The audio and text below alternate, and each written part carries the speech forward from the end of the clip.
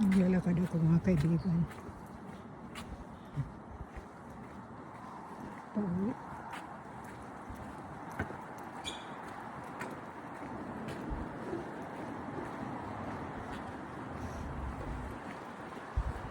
Mahangin at saka makulimlim baka magulang pa ito. Magulang pa.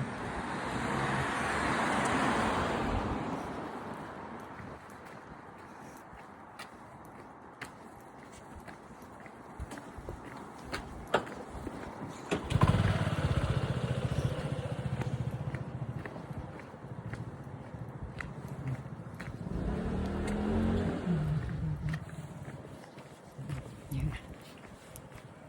Naglalakad ako ngayon. In-exercise ko kasi yung paa ko kung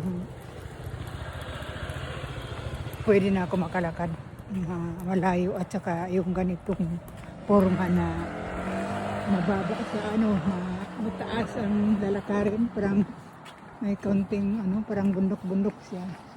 Trinay ko yung paglalakad ko kung makaya ko. So, sawa ng Diyos na makayanan ko naman. Diba, mga kaibigan?